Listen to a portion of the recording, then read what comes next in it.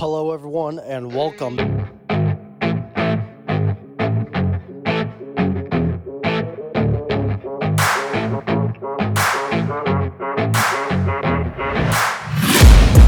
taking shots at the enemy. I'm gonna make it to the top, leave a legacy.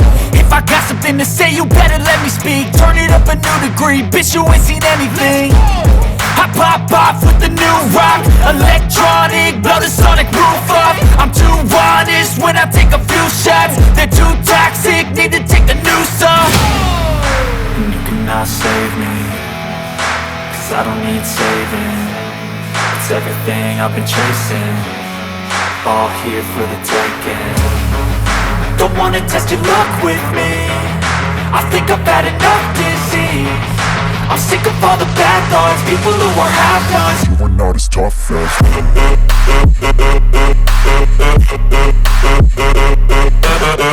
Here, episode number 11, OB Talkwire, and we are back in action over here once again. This time, we are remote. No, I do not have COVID, everyone. So in case you thought I had COVID, no, don't worry. I am COVID-free once again. Got Fick the sponsor till we make it. Celsius. Pretty good energy drink in case if you're a big workout person over here. But we got the GOAT on today. Boise, Idaho alum, Boise State alum. I don't know if he's even from Boise here anymore. I think he's from, Alabama is it? The man himself, Clay. What's up? Yeah, What's I up, appreciate dude? it. Hey, thank you for having me on. Yeah, I'm originally from the Northwest, but now reside in Alabama. But Boise State alum, very proud Boise State alum. So happy to talk some Boise State and some other topics here today. Boise State alum. Now he's a Crimson Tide fan. Everyone, that's the reason why he moved to Alabama. Don't get it wrong over here. He loves Nick Saban. You know what? I've been. You know, I don't know. I haven't decided yet. We moved about 6 weeks ago, and yeah, I don't think I can do it. I don't think I can just like bandwagon hop that much, to be totally honest. I think that I have to stay true to my Boise State. I'm from Spokane, Washington, so I'm a big Coug fan. And so, yeah, I don't think I can do it. I know I hear Roll Tide probably 3 or 4 times a day, but I don't think I could truly like be immersed in Alabama culture that much to love the Crimson Tide. So I'm for sure. It's on my bucket list. I would love to go see a game in Tuscaloosa. I have a ton of – we're about 3 hours away from Tallahassee, 3 hours away from Baton Rouge, 3 hours away from Tuscaloosa. So I think that we'll hit all of those historical stadiums. But as for rooting interests, I think I'm staying away from the Crimson Tide. I appreciate what they've done over the past 10 years, but I don't think I can will myself to be a fan. You said I'm not a bandwagon like all these other college football players out here. Hey, at this point, it's about NIL deals. I don't even know if it's about actually liking the program that they want to go to. Whoever sends in the biggest check is who they're signing with. Yeah, and whoever has a bigger sponsorship, though, with that check, too. Someone gets you a little sponsorship money, they're not taking it at all. They want the big bucks. Yeah, exactly. I mean, you see what Miami's doing and the Ruiz brothers and all of that madness that's going on. I mean, talk about like ruining NIL. Miami's going to ruin it for everybody here pretty quick because the amount of money. Yeah, the basketball player.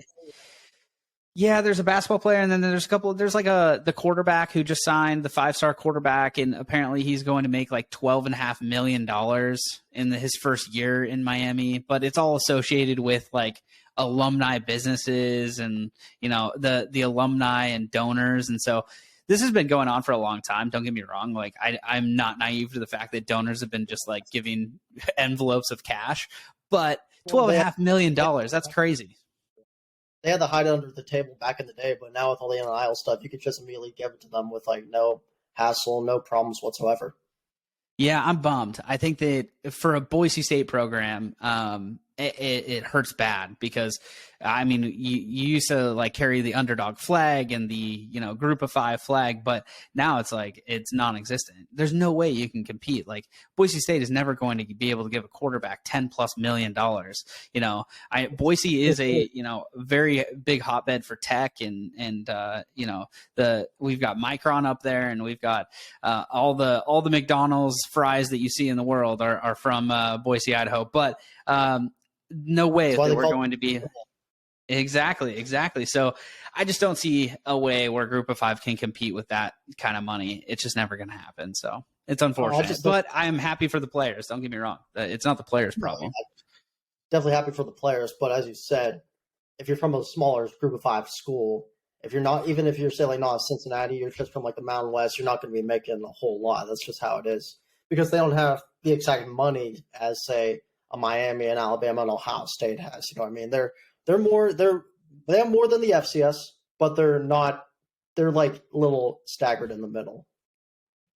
Yeah, exactly. And you know what? It takes away from like the actual integrity of college football. So you'll see less and less unless something gets figured out where there's like a salary cap or something in NIL where they cap you. I just see like there's less parity year after year, and we saw Alabama Clemson go head to head in 3 straight championships, but that's going to be more common. Like we'll literally see Ohio State, Alabama, Clemson, those top tier programs. Texas is going to be up there. I think Texas is going to be very good this year, but like they have the money, like they're going to pay for it. It's like a Dallas Cowboys system. Like they'll pay the money eventually to be good enough.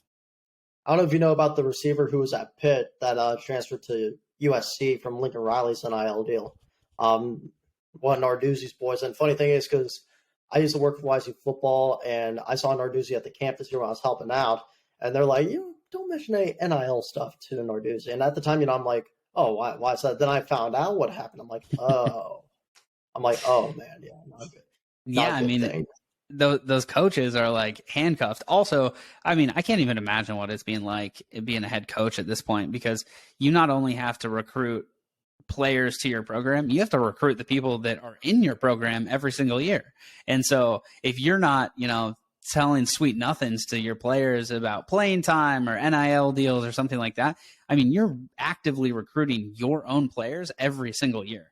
It's like if high school, like just to break it down for people, like it's like if high school, you got to choose where you went. It wasn't based on region or anything like that. So say a team's really good, you want to go get some playing time, you can just bounce out of your high school and go to a different high school. That's kind of what we're seeing now. So, yeah, it's weird because in Youngstown, actually, I think you could go to, if I'm not mistaken, you can actually go to like different schools if you're like part of like Youngstown. But I think it's like if you're just in Austintown, say, hey, you got to go to Austintown. Or actually, my bad. No, it's actually if you're like Ursuline. If you say that's my high school, Ursuline or Mooney, because they're Youngstown. So you could like live in like Fitch and go there. But like if it's say like, hey, you want to go to Fitch, but you live, say, in Boardman, no, you're required to go to Boardman because that's just what it is. Right. Yeah. And I mean, that's normal. There are some districts that have open borders and things like that. But, a simplified version of what we're seeing now is really just an open border system with NCAA. The transfer portal used to be it used to deter people from joining the transfer portal because you were, ineligible for at least 1 year. And now that everybody basically can go wherever they want and play immediately, that is really attractive. So, I mean, say you're a 5-star recruit, you didn't get that much playing time on USC, you bounce out of there and go play for someone else. So, and part of me gets it, and coaches do it all the time. So, like, you can't fault the players. Again, it's just the system that we created. Look at Brian Kelly, for example. Yeah, I mean, and Lincoln Riley. Lincoln Riley is a great example of that. He recruited all these kids, and he bounced to USC right after, and he took Caleb Williams with him, and he took a couple of other OU starters. And so, Oklahoma with Brent Venable, like they're not starting over. Oklahoma's never going to just start over. Like they're a good program anyways. But I mean, it sucks to see it leaves the program in a really tough spot. Do you think Bob Stoops should just said, you know what, I won this bowl game as the interim head coach. Maybe I should just make a comeback over here. Why not? I feel like it's awesome. Yeah, I feel like Bob Stoops is pulling like a Coach K, where he just has an office at the team facility for no reason. He doesn't have any official title. He just hangs out at the Oklahoma practices, and then whenever he needs to step in, he steps in. And so he's got a sweet gig because he basically retired without retiring. He just doesn't get all the like hate or responsibility. He puts that on a head coach, but he's always there. He has to be pulling strings. I mean, it's Bob Stoops. Like Bob Stoops is behind the scenes, like, hey, I would start this guy over that guy. Like I really saw him play well in practice. It's like, why are you even at practice? Like you're not even on the you're not even on the coaching staff. You're with Fox. Stop being biased over here. You're with Fox. Go with Fox. Yeah. Go do the Saturday kickoff show or whatever. Bob Stoops, come on, you're not a coach anymore. Exactly. Yeah, no, Bob Stoops is one of those guys. I mean, Coach K is going to pull the same thing over at Duke. I mean, Coach K has this like massive office at the basketball facility, and everybody's like, no, we promise he's retired. I'm like, really? Like, he's at every single practice that Duke has. Like, I don't know about that. yeah, I mean, we'll see. Williams has the same thing? You think Roy Williams has the same thing at North Carolina?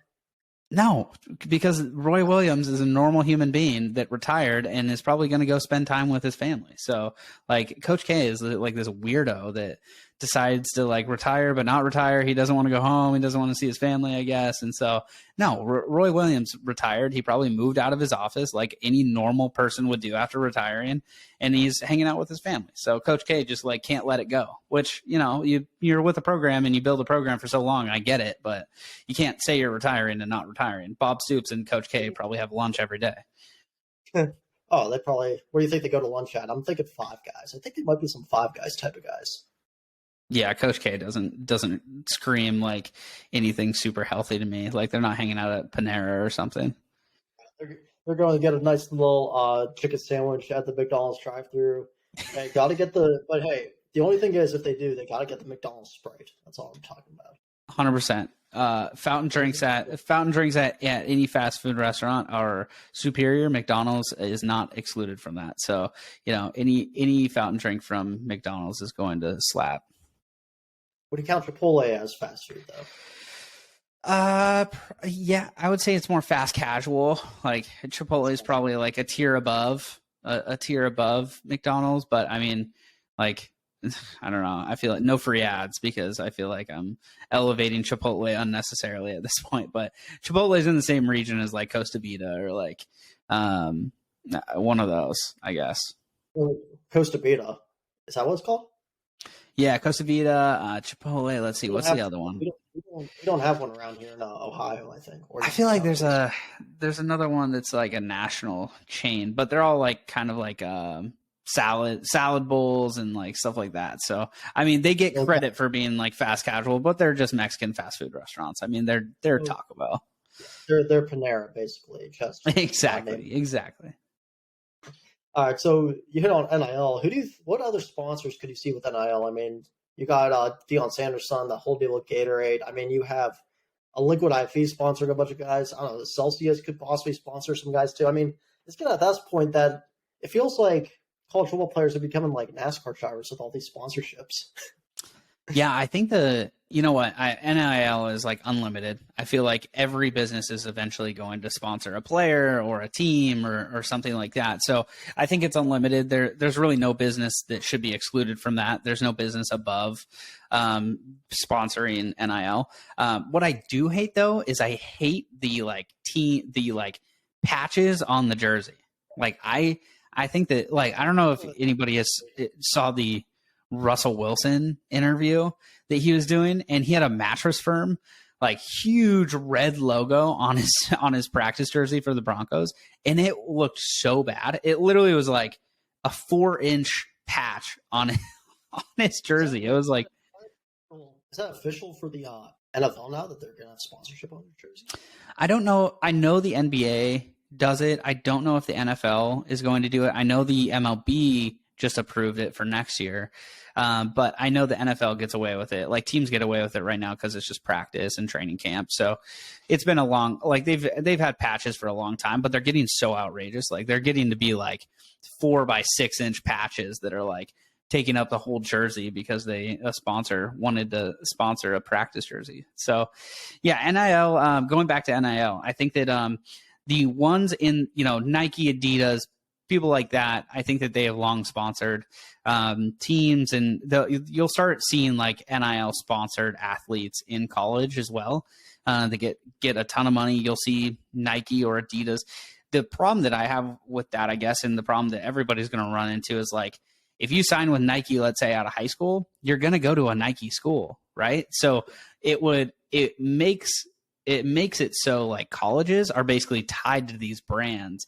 And so if you're an Adidas school, you can't sign anybody that's not an Adidas player, right? And so now we get into this weird gray area of like, there's like levels to recruiting of like, oh, here's the Nike players, here's the Adidas players, here's the Under Armour players. Like, we're not an Under Armour Adidas school, we're a Nike school, so like we can't recruit those players, and like it gets super awkward. So NIL, I think right now it's the Wild West. Eventually they're going to have some like pretty strict regulations to make sure it doesn't, like, to be honest, like people are just going to ruin it for everybody else. So there's either regulations or NIL goes away, and you can't really take it away at this point. So like you have to regulate it. Dude, I think in a way, honestly, they might get like agents. I feel like players this time around, college players, they might get some sort of like agents coming on with the NIL stuff. Because I mean, it's just obvious. Yeah, cap space is probably going to be becoming a thing next 10 years, and you're also going to have agents in the next 10 years too. And it's literally going to be the NFL 2.0 in a way. Yeah, I mean, it's just an amateur league for the NFL at that point. So I can see that happening. And to be honest, like it's happened in the past where there's been agents that are hanging around kids in college. And I'm not going to rat out any Boise State players, but like when you went to school at Boise State, like there are some guys that were hanging around like the best players on the team that were like, oh, you don't go to school here, and you'd see them like once or twice, and you're like, you'd wonder what was going on. And this happens everywhere where it's like agents skip the line and they start contacting players well before draft day or well before the pre-draft process because they need to sign players, and players sign with whoever they're familiar with. And so, I'm assuming that there'll be some regulation where you can hire an agent before you go to the combine, just because too, like, here's the ugly part of NIL is like kids you see all these like gaudy contracts and stuff like that, but like there's probably kids that are also getting taken advantage of like monetarily and financially based on some of these NIL deals. They don't get paid for something, and they don't have any representation to go get paid. There's no rules, there's no laws around it. And so, you may advertise on your Instagram or TikTok or something like that, and nobody pays you. You don't have any recourse to like do anything about it. I mean, the police aren't going to do anything for you. So having business managers and potential agents and, at least some regulations around NIL, I think actually in a weird way protects the players instead of, protecting what we're talking about, or we're talking about in the integrity of football and stuff like that. But at some point you have to protect the players, because that's going to be the main thing. There's going to be too many players, and we like to talk about the people that are making $10 to $12 million and stuff like that. There's still offensive linemen or a kicker, a punter. Like they're really never going to bring in that much NIL money unless they're destroying or something like that on YouTube, and they're making a ton of money anyway. So I truly think that we're really in like step one or phase one of what the NCAA's plan is. And to be honest, I don't have much faith that they have a plan, unfortunately, but they'll have to get one quick. They have that, or, players are going to start really hurting because the NIL is not working out in their favor. Yeah. And in a way now, as we said, and at first I was really happy with the NIL because, again, name, image, likeness, it's something that's been going on for years now. You get NCAA football back, it may not be the same game. It may be a piece of crap because it's EA at this point, EA is known for making horrible games. But now when you see it, it's like, oh, we made this where they could get their image and likeness. They could make a little bit of money. Now it's like, now it's like, oh, well, we didn't think of this out. We just thought, hey, they're just going to make a little bit of money. We're in the clear. Now it's like, oh, no. I mean, loopholes and stuff like that are already being exploited. You see what Miami's doing. Miami's getting donors to basically hire people for their businesses, and you get people, paying X amount of dollars, and you get people signing people too early, and you get a you get a Manning type that is basically on a free agent market, and he's a senior in high school. He's 17 years old. So I mean, at some point you got to protect the kids, you got to protect the players. And I think that's what's coming. And I'm shocked. I'm truly shocked that we don't already have like parents or coaches like yelling from the mountaintops, like this is not good for the kids right now. So, your kid gets to make money because some of their kids, if you're in a big school, to make money. So, that's why they're not yelling. They're letting all of it slide by. You know what I mean? Yeah. I think the one that I really liked, was Texas A&M. I think they did a deal with a brand that paid all like 80 of the players X amount of dollars for the whole year. Like they literally, and not to say it's even throughout the board, but like they obligated money to each player throughout the year. So everybody on the team was getting paid.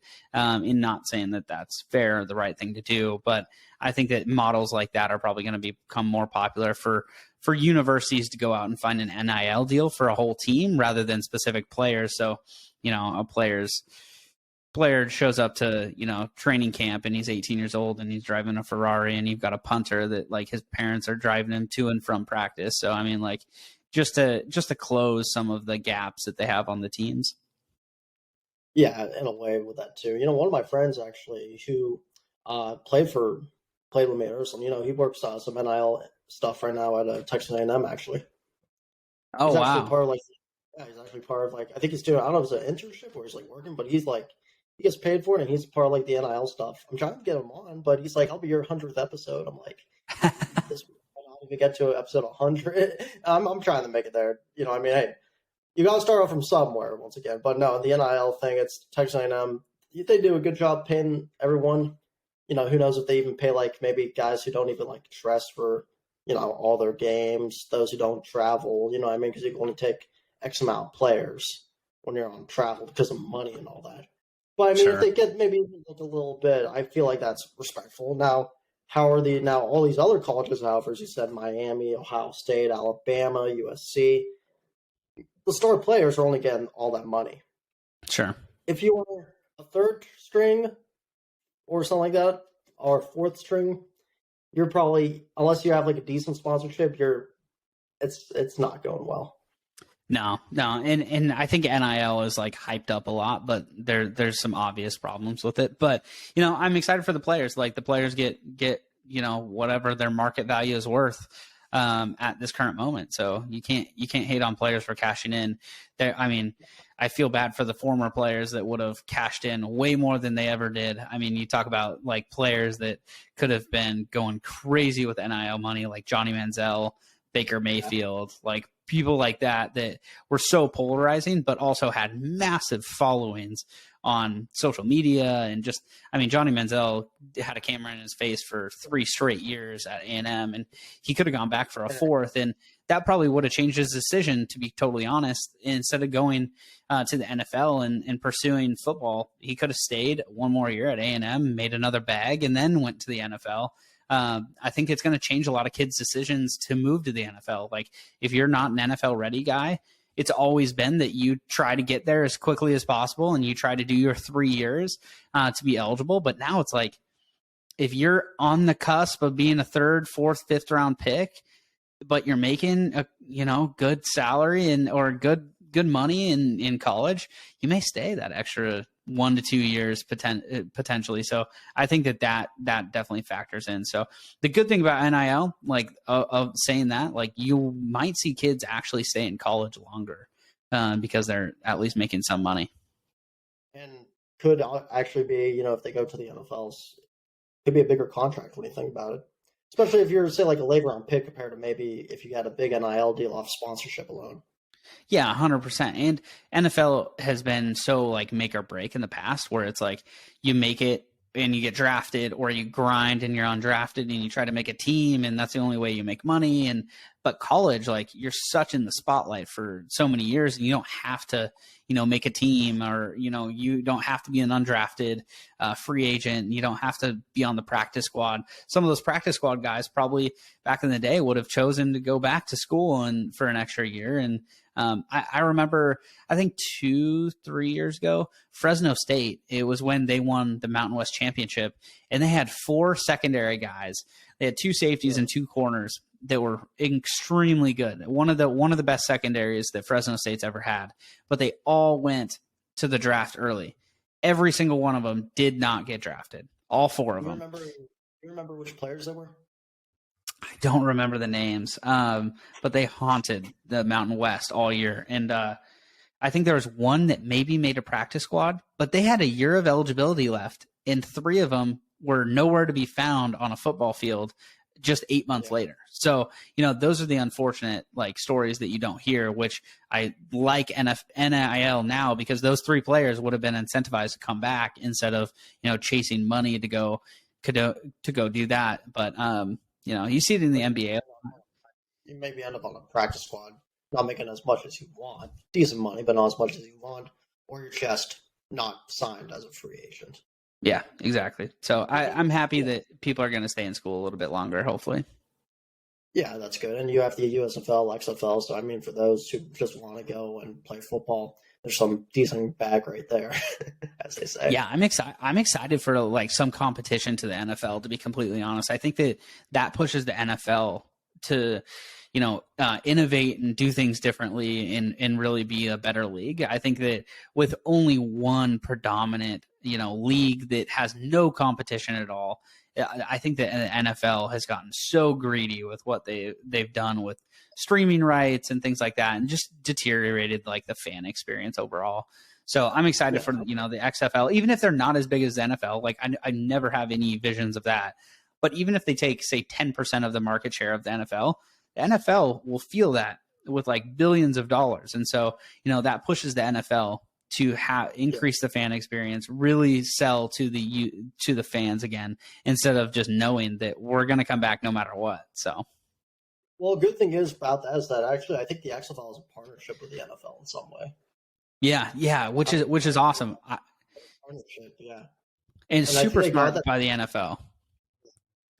And they got that, I think, right when the USFL was starting their season too. So they're like, all right, we got some competition here. Let's make a partnership with this new league, quote unquote, coming back for a third time now. So right, I mean, exactly, really good. Yeah, exactly. So, and I think the NFL like is doing a smart thing by bringing on the XFL as a partner, because they want to keep them as little brother. They don't want an actual competition. So if they froze them out completely, I think that would be a mistake by the NFL. I want to know what happens to the USFL after this. I want to know if they're going to get stadiums, actually. I want to know if they're going to be like locations instead of just playing one game in Alabama. The good thing about those is that they moved it to the Pro Football Hall of Fame with those championship games. So honestly, I could have went because I'm only an hour from Canton. Now it sounds like an hour from Canton. And I actually called a state championship game there too. So that'd been pretty cool to go back to that stadium right there. But in a way, it's like, man, tickets were like $5, $10. I'm like, I should have went. Yeah, no kidding. That would have been a blast. What do you know what their attendance was? Did they have pretty good attendance at games? Because I know that their TV ratings were pretty good. TV ratings were good. It was definitely better than what you saw, like with teams in the regular season. Of course, they were definitely a lot better attendance wise. I wouldn't say it filled up the full Pro Football Hall of Fame stadium, definitely not, but it got pretty decent. It was probably like the state championship game there with Ursuline and Clinton, Mass. They played at Canton. I think that's how big it got. So it got decent attendance. Better than we saw the stadiums, but I wouldn't say they were like, super, this huge, big attendance. Look, all these people. No, it was all right. Yeah, that's awesome. Yeah, so real quick, we talked about NIL. You went to Boise, of course. Now you talked about a few players from Boise as well. Were you big with Boise football? You knew a lot of the players there when you went to school?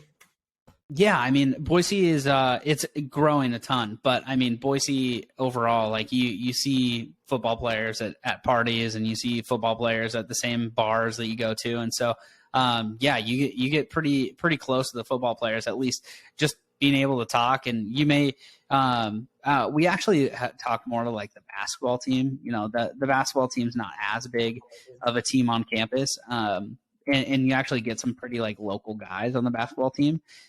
So I think the students are like closer to the basketball student athletes than anything, but you still mean, I was in school when Jay Ajayi was in school. And so talking to him and, Grant Hedrick and those guys that won a Fiesta Bowl, which was really cool. And so I think, they're just normal guys in college, right? Like it's Boise. So like Boise recruits guys that have a chip on their shoulder that really aren't 4 or 5 star players. And so they really come in and they're down to earth people, and they're grinding their way to, championships in college, but even better, like just having that opportunity to go to the NFL. And so that is what you saw a lot at Boise State, which was awesome. So yeah, they definitely, the football players are no exception. There was a lot of cool guys when I was going to school, which is cool. How many Boise guys did you meet, players wise, that went to like the NFL besides JHI? Anyone else? I'm trying to think. So, you know what? I don't know any other. JHI was a big one. Dante Dion, he just won a Super Bowl with the Rams, which is cool. So, Dante Dion was like my favorite player when I went to school because he was awesome. And then, so JHI, Dante Dion. They also had, I forget his name. He was a safety. He plays for the Cowboys now. I don't know why I'm blanking on his name, but Tank Lawrence was there, but I never got to talk to him. He was a monster. Like he was just we always knew he was going to make it to the NFL, and now he's one of the best defensive ends in the league, and he has been for the Cowboys for a long time. So Lawrence was there, and then he was drafted by I'm going crazy not remembering his name because he was so fun to watch. He got drafted by the Giants actually, and then now plays for the Cowboys. The Cowboys are like Boise State pipeline, but Really? They have like a bunch of Boise guys that went there? yeah, I think at one point they had like 5 of the You have Kellen Moore, but besides that, like Cedric Wilson, the wide receiver for the Cowboys, is from Boise. At one point, they had like 6 starters. So 6 out of the 22 starters were from Boise State. So they had a couple wide receivers. They had Kellen Moore, who started a few games. They had Lawrence, and then they had 3 guys on the defensive line from Boise State. And so, it's pretty cool to see them in the NFL, but JJ and Dante Dion were my like 2 favorite. Dante Dion, I was so happy for him winning a Super Bowl last year with the Rams. He's a really cool dude. I'd imagine they are. They seem like cool dudes outside of just playing football. It's kind of like that with YSU as well. And the one that I was forgetting is Darian Thompson. Darian Thompson actually got drafted in the first round when he was in the draft, and went to the Giants, and then now plays for the Cowboys. But he was a monster. Darian Thompson and Deontay Dion set all sorts of records. I think they had like 22 interceptions combined when they were in college, which was awesome. They set a ton of records in the Mountain West. Really? That's what's up. So I didn't know, did you play any, like, I know you probably didn't play any sports in college. Maybe you did. I don't know. Did you play any, like, when you grew up, high school or whatever? Yeah, I was so I grew up in Spokane, Washington. And then my dad was actually from Boise, so I grew up a Boise State fan, but I was a big baseball guy. I made a couple of all-state teams for baseball, but I tore my ACL my senior year of high school, and that's very cliche to say. But I don't know if anybody knows, like, one of the biggest 3-on-3 tournaments in the world. It's called Hoop Fest, and it's in Spokane, Washington. Yeah, so it's a 3-on-3 basketball tournament. It's outdoors. Like, it takes over the whole downtown. It's literally has like over 300,000 people that come to the city and play basketball and view games. But going into my senior year, I played in that tournament, and like 4 minutes into the first game, I tore my ACL. I went up for a rebound and landed on some dude's foot. And my body was the opposite way. So really gross, but I played baseball in high school. That was my main sport. I loved playing baseball, and was decent at it, and had an opportunity to play JUCO and stuff like that. But decided to go to Boise State and pursue that dream, because I grew up watching Kellen Moore and all of those guys, so I couldn't miss out on pursuing that, which I don't regret for a second now, because I have a ton of great friends from Boise State, and I actually work for a company still in Boise that I worked for right after college, and I've been with them for about 5.5 years. What would that be? What's that company like? Yeah, it's awesome. It's a software company. It's actually called ClickFunnels. It's a web page builder and a web page designer. But really cool company. I get to work remote. My family and I actually just moved. I said it at the beginning, but we moved to Alabama, and we had the opportunity because I work remote. And so, I can work just about anywhere. And so I still get to see the guys and everybody in Boise, but I get to, do my job here in Alabama where it's a little bit warmer, which is nice. Yeah. Not too warm. I'm more of a guy who loves 80 degrees weather. Yeah, that's pretty cool. That you are still doing it online, still with the company, even if you're away from Boise, Idaho, that you're down south, but you can still do a lot of software, technological basis with the guys who are probably over there, I'd imagine. Yeah, super cool. And you know what? I love, like, where I'm from, Spokane, and then Boise. I love those two places, but I do not miss the winters. And so the winters where we have 3-4 feet of snow on the ground and it's 10 degrees. That is going to be long gone. I will be either golfing or on a beach during that time. So I will be MIA from any winter activities. So, since you played baseball, I imagine that's why you became like a big Mariners fan too, because you wanted to I imagine you wanted to like be maybe a Mariners player in the future. Right? Man, I grew up watching Brett Boone and that 2001 team that won 116 games, and watching Griffey and seeing A-Rod and Randy Johnson and those teams, like, when I was a really little kid. And so I always had the baseball dream. Obviously not super attainable, but the Mariners, what's funny is, like, what got me to root for the Mariners when I was a kid, and like why my love still stands, and my brother and I still have this group chat with my grandma, is actually like the biggest Seattle Mariners fan. She doesn't even watch them on TV. She just listens to the radio. She literally has the radio on 100% of the time, blasting the Mariners. And so whenever you're at her house, she's got all 9 innings of the game at like full volume. And so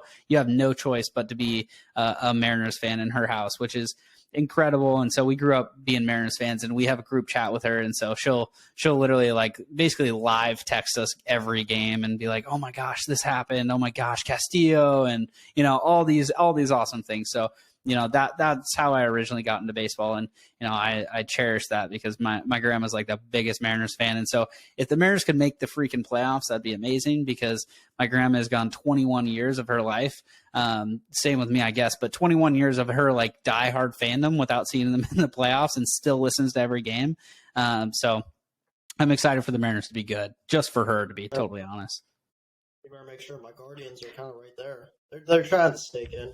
Oh, wait, I said the Q word. I meant my Indians right there. Yeah. No, they bought at the deadline, I saw. So, I mean, they made some moves towards trying to make the postseason. So same with the Mariners, and so did the Twins. So it'll be exciting to see down the stretch of what teams can make the playoffs. I don't think anybody is close to Houston or New York or the Dodgers, or even the Braves. So I think that those 4 teams, and potentially the Mets, are going to be, right there at the end. But this season, I feel like baseball's back. Like, baseball kind of went through the lull, but this deadline and all the people talking about the deadline and baseball in general. That's the biggest one I saw. Syndergaard just, again, booted. That was one of the biggest ones I saw. Yeah, that was huge. I mean, Juan Soto being traded from the Nationals to the Padres, and one of the biggest trade deadline deals ever, with all top 5 prospects of San Diego going to the Nationals. I mean, pretty insane. Yeah, they got Padres got him, Machado, and who's the other one? Tatis. So Tatis comes back hopefully at the end of this month, and so they'll literally have, like, I think with Musgrove, they'll have $1 billion in committed contracts over the next 10 years to those 4 players, which is absolutely wild. Yeah. I wish the Mariners would spend like the Padres. That'd be incredible. Yeah. So if you did play, I want to say, so you played, of course, baseball. Where did you play baseball in high school at, though?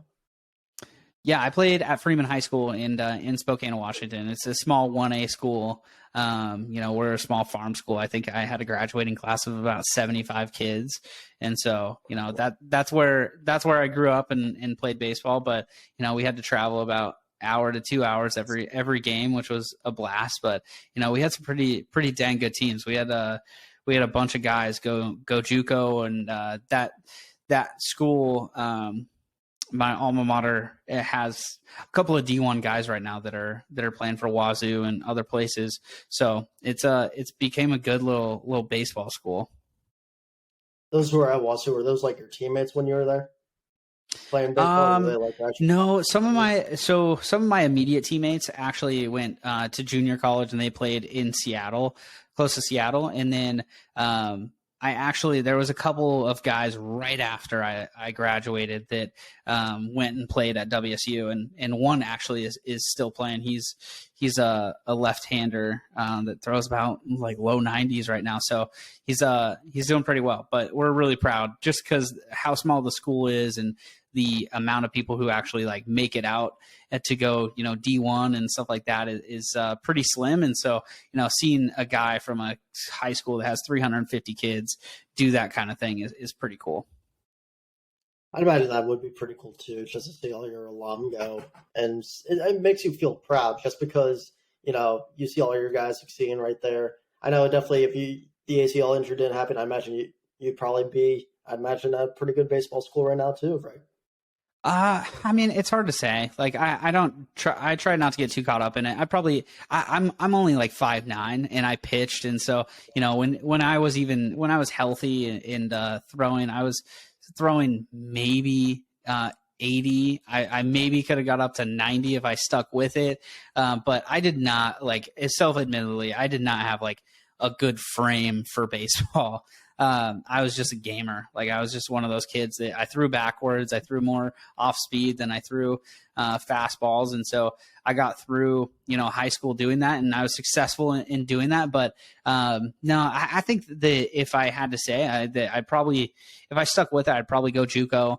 And depending on how my development went in JUCO, potentially going somewhere else. But I think JUCO was really like the ceiling for what I had.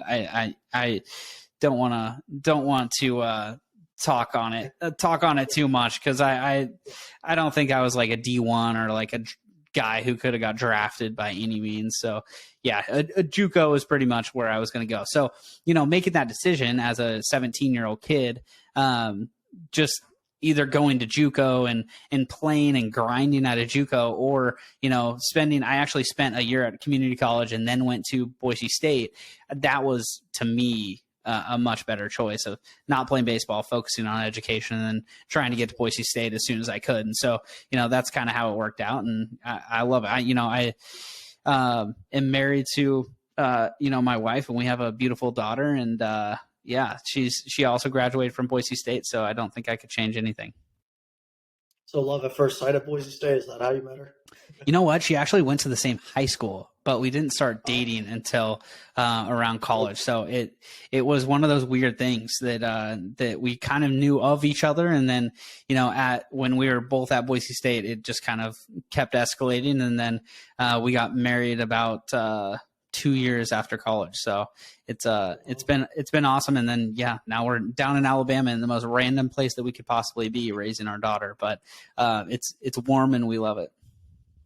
So here's the thing now, because I want to ask you this with your campus that you're at in Boise State. When I traveled, because I was with YSU football and all that stuff, their video guy for 2 seasons, I went to some campuses and there was just pure land, like South Dakota State, for example. There's just a whole thing of land on this side. What's Boise? Is Boise kind of like a campus where you see a lot of buildings, or is that thing like pure land?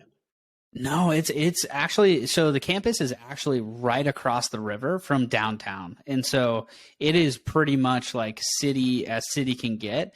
But it's in a perfect location. They call it the green belt. I think there's like over 25 miles of like this bike or walking path that goes from like one end of Boise all the way to Caldwell and that area that's about 25 miles away. But the campus is a downtown setting. It's right, like, Boise is a high desert, and so there's beautiful like desert mountains in the background. But where the stadium is actually at is right downtown, and so with Micron and some of those Clearwater Paper and some of those bigger bigger businesses that you see in Boise, it's actually grown quite a bit. And so, if you look at a picture of Boise, Idaho, it's actually pretty crazy how much it's grown in just the past 10 years. But it's not what you think it would be of like desolate land or anything like that. It truly is like, it's got a beautiful backdrop,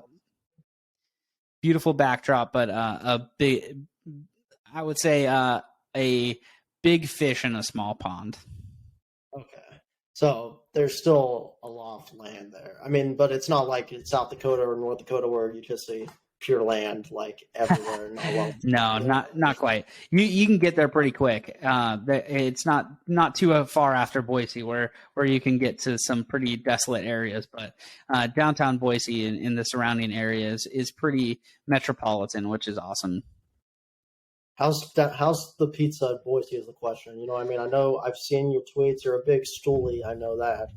You're yeah. I'm a big time stoolie. I love Pardon My Take and those guys. The pizza in Boise, I honestly like Idaho Pizza Company and some of these other pizza places inside of Boise. Shout out Red Door in Boise.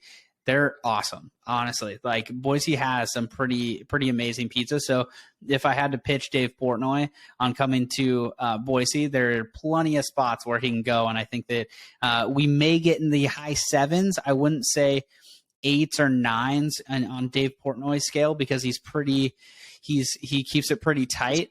But I think that we can get in the high 7s for Dave Portnoy. Okay. Did you see his ones when he did the Youngstown reviews? No. Did he rate him pretty good? Well, Wedgwood, I thought he rated a little low, 7.2 or 3, I think it was. Wedgwood's like one of the best pizzas here in Youngstown, Austintown. See, he's pretty harsh on pizza places, so I'm setting myself up for like success with saying, hey, we maybe get in the high 7s, but like if he ever gave a pizza place in Boise an 8 or above, I mean, that would be like, it would literally be front page news in Boise for the next like 2 years. Well, he wasn't front page news here in Youngstown, so he might be in Boise, which is surprising because, I mean, let's see, he did one with Bo Pelini. He did a one bite with Bo Pelini when he was here at YSU, Coach Bo. And he did one bite of what other things? I think it was Stereo. He did one bite of Avalon, Wedgwood, and Bellaria. The Avalon one, I mean, one of my friends, I'm not going to say his name, but he works for Avalon. It's family owned, and he gave him like a score that it cut to the camera where he's talking about how the pizza scale is all messed up because he didn't want to rate it that high, but he had to anyways just to make sure that the kid's a big stoolie, he wasn't like upset right there. So I'm like, it's not on the YouTube anymore. I think they took it off the YouTube, but it's on the site. Gotcha. Okay. Yeah, they've been doing I mean, Barstool has done a great job. I don't know if you saw this, but Pardon My Take came out with it's like a ghost kitchen type deal where you can order on Grubhub or Uber Eats, Pardon My Cheesesteak, and they're selling cheesesteaks in these ghost kitchens. So kind of funny, but ghost kitchens are like, I don't know if you're familiar with like Mr. Beast Burger and stuff like that. Technically, they don't have like storefronts, they just do delivery, but Pardon My Take started getting into that, which is really smart. Honestly, I think that they've done a really good job at monetizing their brands and their media. I think that they're one of the best at monetizing what seems to be unmonetizable at times, just with podcasts and video content and stuff like that. And so I think that the business aspect of Barstool, I think that I have really I just appreciate it, and it's cool to see them do their thing. Yeah, Portnoy, I like how Dave kind of stays out of like political stuff too. He's been doing that lately. He doesn't like to get in all politics. He goes on Fox News. He talks about him getting stung by a bee. Like on Fox News, you would think the most conservative stuff on Fox News would come out. Oh, I may protect the U.S. Capitol. No, he's like, I got stung by a bee. So there's your news. Right yeah, no, I think that like anybody who listens to Barstool for 5 or more minutes, you may see a clip that you may take as political, but if you spend 5 more minutes on any of their content, you understand that most of it, if not all of it, is just absolute jokes the whole time, and they try to stay out of like pretty deep topics or issues or anything like that, which I think everybody can appreciate some comedic relief. Yeah, I mean, again, because they're both sides. I mean, there's some off the left, some on the right at Barstool. I mean, you don't want to have a big fiasco where it comes and they attack one another. You know what I mean? Sure. I mean, it's better Yeah. to bust because you have like a big out war, and then you have to figure out, okay, what sport are we gonna do here? Like Well, Call Her Daddy, for example, when they had that. Yeah, I mean, it goes to the fact that like everybody, no matter what side you're on politically, you consume media, and so to pick one side or the other, I think that that's bad for business, especially Barstool. And so, you can say one person is this way or the one person leans that way. I'm sure everybody ever leans one way or the other, but to run a business and run it knowing that each side is going to be your customers or your user base or whatever it may be, I think that that's a way smarter way to run business than just catering to one side. I mean, I know I'm speaking against like CNN, Fox News, but it's like, those have a very specific tailored like business model. And at this point, it's almost too big to fail, but I wouldn't say that should be anybody's business model. No. And again, he said he goes on Fox News for a huge audience. I'd go on those channels just for a huge audience as well. Get my name out there. Yeah, exactly. Because, I mean, why speak political? Well, you just want to speak something random and get a huge audience right there, become popular. Yeah, and I think that it's I think that you've seen it in the past. I think Clay Travis, like I'm not a big fan of Clay Travis, but he I like Clay Travis, but I've been disagreeing with a lot of stuff he says because he's like, again, against, he leans more towards the right, although he said he voted for Obama, who cares really, but, who you vote for. But it's like, he was talking about all this stuff going on with the Biden administration, but then at the same point, how about, and again, I'm not a big fan of our president, but how about the blood money that's going on with the Saudi Arabia and the Trump golf course, and live, you know what I mean? Yeah, I think the problem that I have with Clay Travis is I think he's just a complete like clickbaiter guy, and he switched to doing politics because it was more polarizing. And so when he was doing a lot more sports content, I followed him a little bit, but since he switched over to doing more like political content, it just feels so like clickbaity, and it feels so like he just has like takes like. He basically is like become like kind of like the mainstream ESPN media where it's like they're just trying to get takes off and they don't actually believe anything that they say, and they're just trying to get views and attention. And it's just like you can kind of see through that with Clay Travis now. And the same thing with ESPN is like Kendrick Perkins is just there to like yell into a microphone and tell you exactly.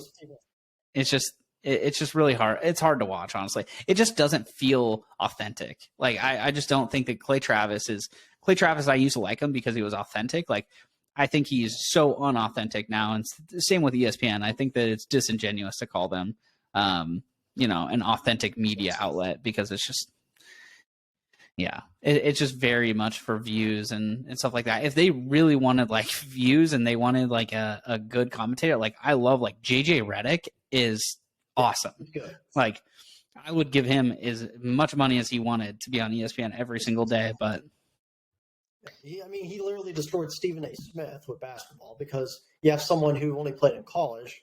Stephen A. was all right in basketball, played in college, but didn't go to the NBA. JJ Redick was able to experience everything in the NBA and college level. You compare that to someone who never played in the NBA, it's a totally different perspective, and you're going to get the guy who usually is in the NBA. He's the guy who's right. It's probably going to roast you, take you down, and say what you're saying is all blumfoolery. You know what I mean? Yeah, I think that like JJ Redick has done an amazing job transitioning from the NBA to being a media personality. And I think that he's very articulate. He's very calm. He has that like calming presence. And, in a world where Stephen A. Smith and, you've got like First Take and some of those things just yelling at each other and doing like crazy stunts in order to get views and attention, while JJ Redick just sits there and just like speaks statistics and facts, and he like knows the game and tells you the nuances of the game. And I think that plays in my mind a lot better in the long run than some of these guys that, you see Skip Bayless and Shannon Sharp just like go at each other every day. It's like, I don't really love them. I love Skip and Shannon. For the memes alone and all that, you cannot say you hate that show. That show it's just amazing for what it is alone, especially with Shan. I wish I believed that Skip Bayless believed in half of the stuff he says. I just don't. I can't believe it. No, he's not. That's not scripted. What Skip Bayless says, he's not scripted. What he says actually means what he says. Like, there's no way he scripts all this stuff and says, then he goes back and says, you know what, this guy is actually the best player of all time. You know what I mean? LeBron, for example, I'm not a LeBron guy. I've hated him for a while because of how he just went full out political, but LeBron's easily top 3 player in the NBA. Like, you know what I mean? They're like, I'm talking about like all the time, you know what I mean? Top 5, top 3.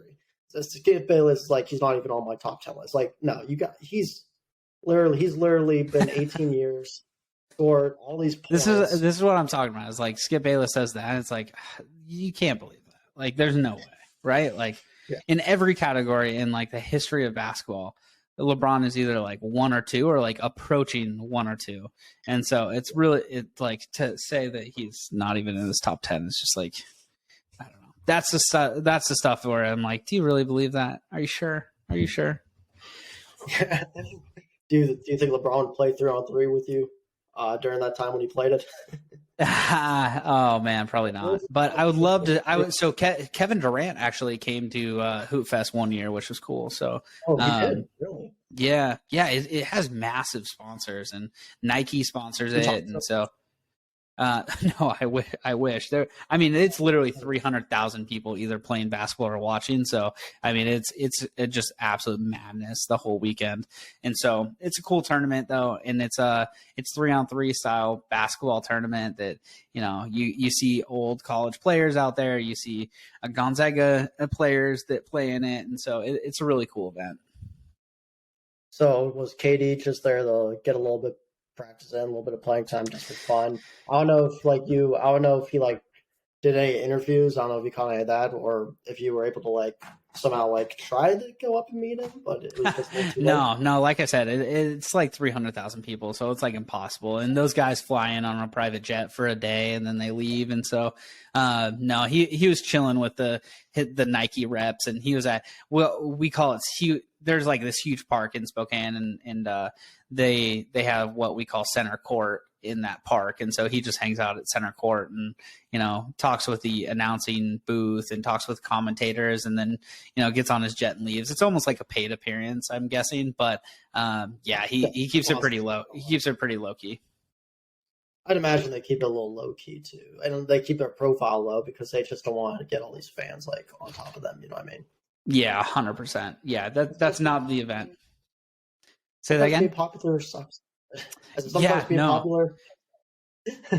Yeah, that's the truth. Like the best thing in the world to me would be like to have a bunch of money and nobody know who I am. That'd be amazing. Yeah, how about just real quick? You know, so I found your Twitter account somehow. I think it was last year during college football season with betting. Mm-hmm. You put out all these bets. Usually you'll have to have like a subscription to find these bets. No, you just put out all these bets. I don't know. You're a betting man, I'd imagine. Pretty big. Yeah, I like to place a few bets. What's your biggest bet that you've placed so far? Oh man, like monetary wise, like probably I've been like deep into. So like I love betting, and I'm not unit shaming anybody, but I think that lately I've been like betting favorites. And so actually lately I've been like betting these like massive favorites of MLB teams. So if a team is like minus 215 and they've got, you know, a pitcher on the mound that I think is going to run through a lineup or something like that, I'll put like $1,000. But I think my biggest bet ever was like $2,000. I think on it was a Oklahoma Texas game, and so I root against Texas so much that I was just like, you know what, Oklahoma's going to win this game. I don't really like, as much as I mess with like lines, like spreads and stuff like that. My main thing is just betting on actual teams to win. So you don't have to like sweat out a spread, you know, like if they're winning by 21 or they're winning by 3, you know, I don't have to sweat out a spread. I'll do it for fun. And I love that betting makes watching a sport like so much more fun, because you're sitting there and you're like, oh my gosh, what's going to happen? And people are like, what, like, do you even care? They're up by 35 and it's like the line is 35.5. And so like that I really care about, and that I like doing. But I think that for myself, like making any sort of money with betting, I always just bet like teams and money lines, teams to win. I think that I've been successful at that. So, I've made a decent amount, being able to bet on favorites and being able to bet on some underdogs that I believe in. And one pro tip, if anybody's ever interested in betting, and college football is a perfect time to do this, is bet home in conference underdogs. It's like the worst kept secret of all time, and nobody seems to bet in conference home underdogs. So, if USC or UW is going to WSU, or if USC is going to UCLA in a night game and their UCLA is the underdog in the game, you just go and bet the underdogs. And I guarantee, like, you can't win them all, but like there are some big time games with big time underdogs that hit quite often. And you'll see like Clemson going to Syracuse every other year, it seems like, is a problem for them. And, Alabama going into Mississippi State or LSU, like sometimes it's a problem. So in conference home underdogs. Okay. So say like I would hit Syracuse the plus points as well as Mississippi State. Or is that what you did? Take them to plus points? I don't. 20? You know what? I usually do. I usually have a pretty good, preparation for like the week. I can honestly admit I haven't done any preparation for this year, but that is my one tip, is just home in conference underdogs. That's like the best thing that you can do. But as for this year's slate, I have no idea. All I have right now is I have a future on Alabama winning it all, because I think that Bryce Young is going to be incredible this year, and I think that he's going to be really sharp. Oh, definitely. I mean, it's Alabama after all. You don't even need a quarterback in Alabama. You just got a running back and a good defense, and you're pretty much good too. Exactly. I mean, they've done that. So it's like, Nick Saban just knows. And I think Georgia plays it like Georgia. Yeah, true. And I think Georgia's going to take a step back this year, and Ohio State is obviously going to be really good, and Clemson's going to be really good again. But Alabama's been there, done that, and so I think Alabama is going to probably take it this year. But I'm excited. This college football season is going to be so much fun. I'm so excited to be in the hotbed of college football, and my wife and I go to the LSU Florida State game on September 4th in New Orleans at Caesars, and so that's going to be a blast. And so I'm hoping to go to the LSU Mississippi State game in Baton Rouge as well later on this year. And so just being able to go to some of these historic stadiums that I've always, like, as a kid wanted to go to. Living in the Northwest, you're so far away and you can't get to these games, but being here, being able to go to some of these games. So this is the part of the episode where the technical difficulties kind of took place because of Riverside and a little bit of memory issue. Luckily, shout out to Riverside, where it's not like any other platform where the video file says stops and then you lose the whole file. No, the video file stays. It'll load properly. Might have to put your email in, but besides that, it'll be hunky-dory in the end. But because of that, the last part of the episode over here might skip a little bit, edit a bit. It's going to talk a little bit about Deshaun Watson's case, a little more sports betting, and it's going to be audio only due to some of the hiccups that happened. So once again, I want to apologize for that. Don't worry though, because episode 12, which was recorded just a couple days ago, which will be uploaded probably the next 10 days or so, does in fact have those issues fixed. So let's get on with it once again.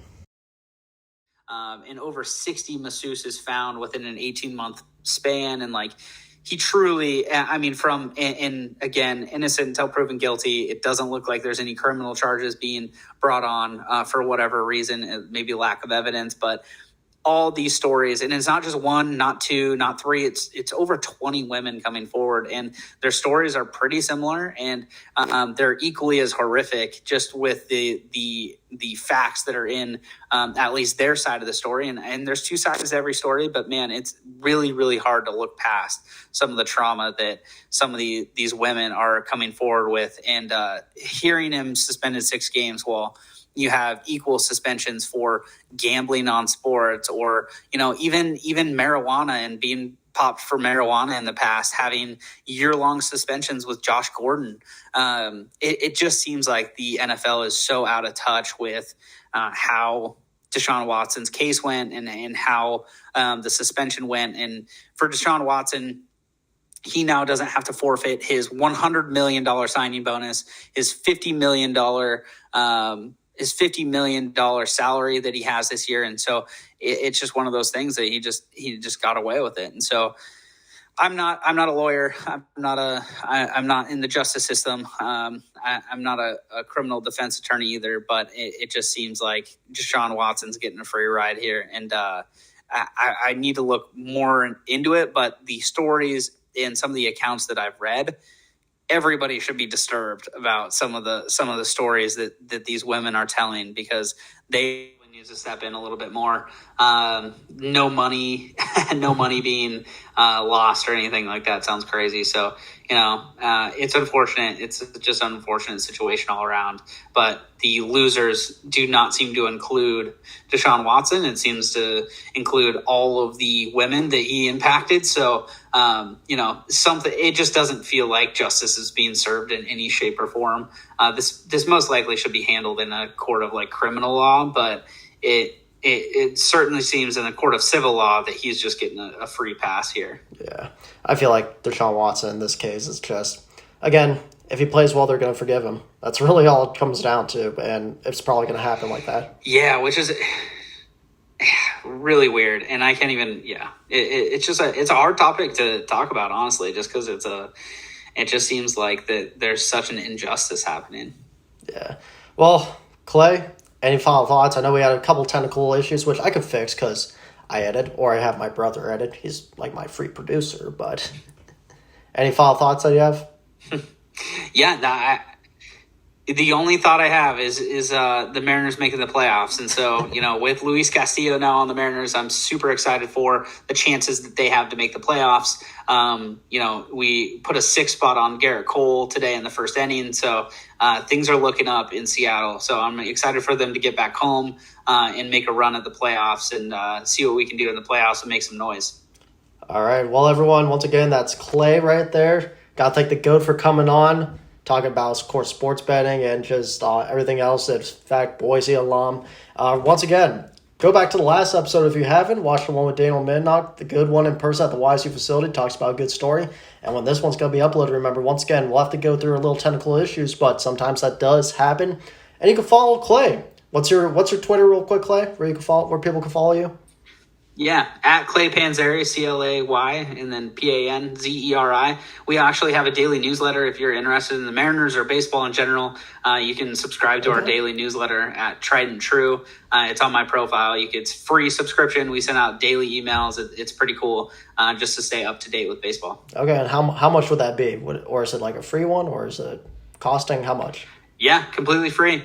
Completely free. It's just a daily newsletter we do for fun. So be part of the Tried and True Army and follow along with the Mariners, follow along with baseball. Again, you can sign up, subscribe completely for free, and we'll send you daily emails that will basically just be covering the day before and some news around the league. All right. Well, Clay, once again, want to thank you for coming on, my man. It's good to get someone out of the local area on, did but once with Jim Weber, and I do it again over here with Clay, which is pretty cool. So once again, thank you for coming on. Yeah, thank you so much. I appreciate it. And remember, you could subscribe to the YouTube channel, OB Talkwire, my Twitter at Ian OB O'Brien, new Instagram, OB Talkwire, or if you want to find out where that is and you can't, just go to my Twitter page, OB O'Brien 41, and you'll find it there. Once again, I want to thank Clay for coming on, everyone, and I'll see you all next time on the OB Talkwire.